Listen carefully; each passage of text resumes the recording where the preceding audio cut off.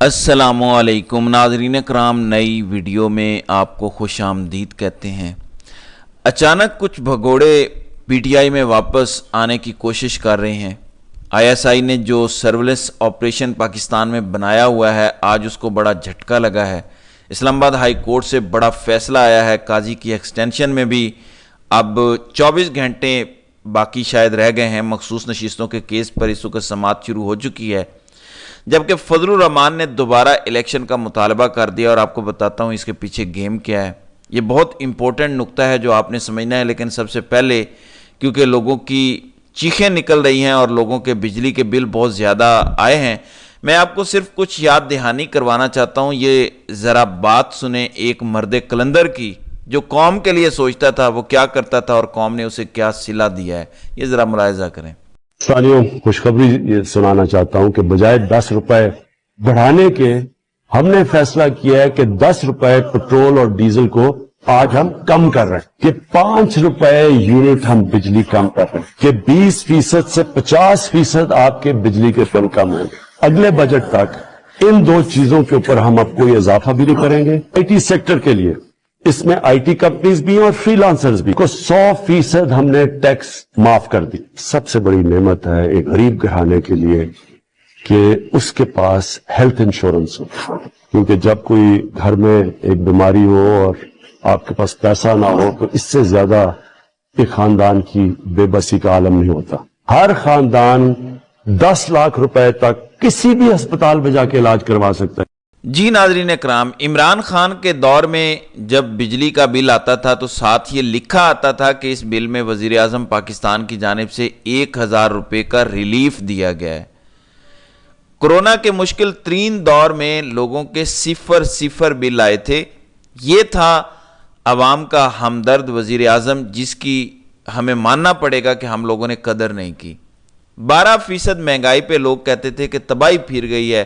फिर लोगों ने फार्म 45 से 50% महंगाई बढ़ती देखी।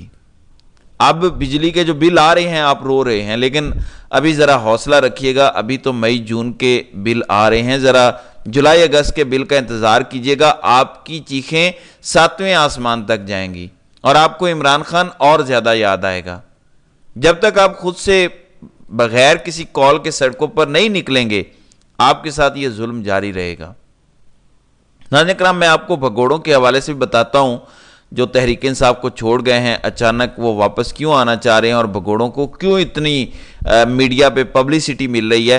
पहले ये सुने फजलुर रहमान साहब क्या कह रहे हैं। दोबारा इलेक्शन की सूरत, आप समझे ना बात को, कि यानी ये जो मुज़ाकरात कीजिए, आप बैठे हैं, हम थोड़ा ज़रा गुफ्तगू करें, मसले का हल निकालें, ये उसूल की बातें हैं, अपनी जगह पर ठीक है। लेकिन क्या इनके पास इस धांधली के इलेक्शन का मुतबादल है सिवाय नए इलेक्शन के? तो बात को जरा जल्दी समझा करो ना। जी, फजलुर रहमान ने कहा कि सिर्फ नए इलेक्शन के जरिए ये मामलात हल हो सकते हैं। अब आपने मेरे इस पॉइंट को समझना है जो मैं नून लीग और पीपल्स पार्टी के सपोर्टर्स को भी बताना चाहता हूँ। यूसुफ नज़र साहब पीडीएम के सपोर्टर हैं। वो लिखते हैं कि जितना मुझे याद पड़ता है ये पाकिस्तान की तारीख का बदतरीन बजट है। वो शहबाज शरीफ टैग करके बात कर रहे हैं कि इस पर नजर सानी करें, वरना इससे अवाम में नफरत मजीद बढ़ेगी। फिर तलत हुसैन अपनी ट्वीट में लिखते हैं कि नून लीग को आइंदा वोट ना कीजिएगा। और इसी तरह तमाम हमदर्दी रखने वाले भी अब बोल पड़े हैं, उनकी चीखें निकल गई हैं। जिस तरह के टैक्स आ रहे हैं, जैसे बिल आ रहे हैं जो तबाही फिरी है। मैं उन लोगों के लिए जिन्होंने नून लीग को 17 सीटें भी जितवाई, ये उनके लिए बात कर रहा हूं कि आपको पता है कि नून लीग ने एस्टेब्लिशमेंट के साथ मिलकर जो फॉर्म 47 वाला फार्मूला बना लिया है, इस फार्मूले के मुताबिक अब एस्टेब्लिशमेंट और नून लीग को अवामी वोट की जरूरत नहीं है। वो आपका कीमा बनाएंगे, आपसे पैसा निचोड़ेंगे, आपकी हड्डियों से गूदा निकालेंगे और फिर हमारी मिलिट्री एस्टेब्लिशमेंट हो या सरकारी बाबू हो या ये सियासतदान हो, ये प्लॉट खरीदेंगे। और इस बजट में खास तौर पर बाकी पूरे पाकिस्तान पे प्लॉट बेचने पर, प्रॉपर्टी बेचने पर टैक्स लगा दिया गया। लेकिन डीएचए वाले जो हमारे मिलिट्री एस्टेब्लिशमेंट है, कोई भी फौजी 1947 से लेकर आज तक रिटायर्ड है, हाजिर है, वो कोई टैक्स नहीं देगा खरीदो फरोख्त पर।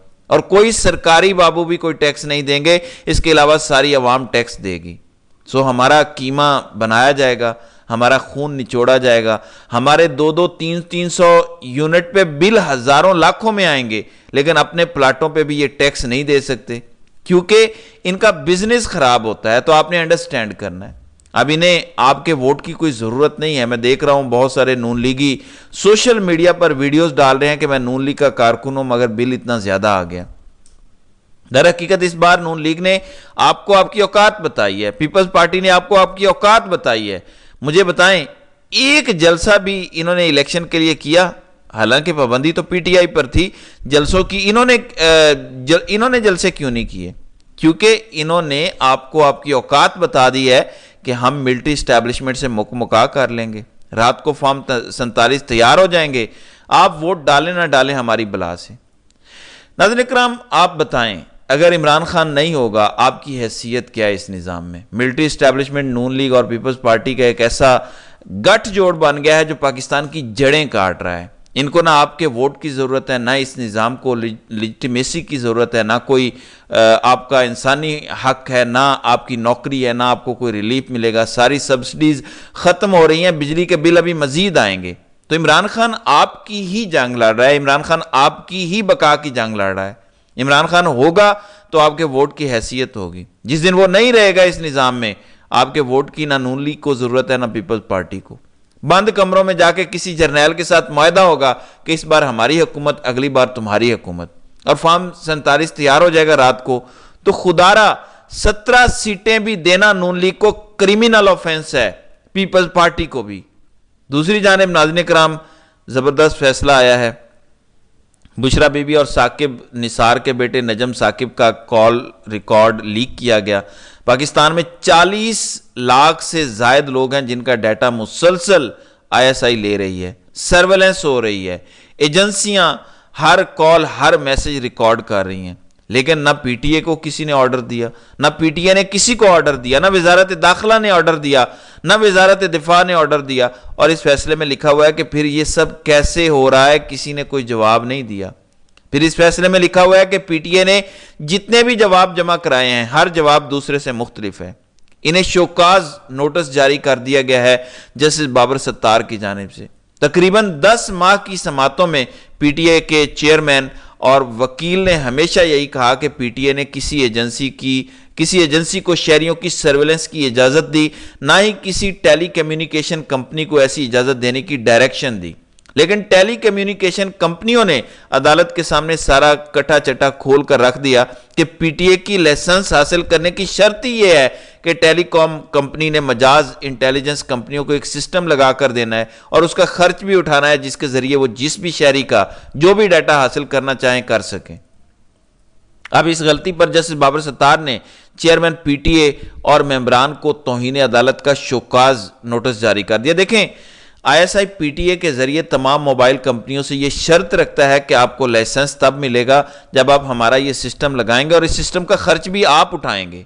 یعنی ISI خرچہ بھی خود نہیں کر رہی اس سسٹم کا, موبائل کمپنیاں اٹھا رہی ہیں اس سسٹم کا خرچہ اور آپ کا سارا ڈیٹا جا رہا ہے IB اور ISI کو. آپ کی کالز ریکارڈ ہو رہی ہیں, آپ کے میسیجز وہاں پڑھے جا رہے ہیں, کچھ بھی آپ کا پرائیویٹ نہیں ہے, اللیگلی سب کچھ ہو رہا ہے. سب کچھ اسی لیے پکڑا جاتا ہے, اس لیے کالز آڈیوز لیک ہوتی ہیں, ویڈیوز لیک ہوتی ہیں, میسیجز لیک ہوتے ہیں. تو یہ ہے وہ سسٹم. اب یہ پکڑے گئے ہیں اور رنگے ہاتھوں پکڑے گئے ہیں. اب دیکھتے ہیں کہ جسٹس بابر ستار ان کا کیا علاج کرتے ہیں, کیونکہ علاج تو وہ مجھے لگتا ہے کہ لازمی کریں گے. دوسری جانب فواد چودھری, عمران اسماعیل اور علی زیدی ایک ساتھ ان کی واپسی ہوتی ہے میڈیا پہ اور سوشل میڈیا پہ. یہ لوگ ایک سال سے خاموش تھے, یہ ٹویٹس بھی نہیں کر رہے تھے. یہ لوگ آئے اور انہوں نے اچانک تنقید شروع کر دی جو عمران خان نے باہر بعض لوگوں کو ذمہ داریاں دی ہوئی ہیں ان پہ, کہ یہ تو ٹیم ہی نکمی ہے, یہ ایسے لوگ ہیں جو عمران خان کو کبھی آزاد نہیں کروا سکتے, ان کی کوئی اسٹریٹجی نہیں ہے, عدالتوں کے ذریعے تو عمران خان باہر نہیں آئیں گے. اس طرح کی یہ باتیں کر رہے ہیں.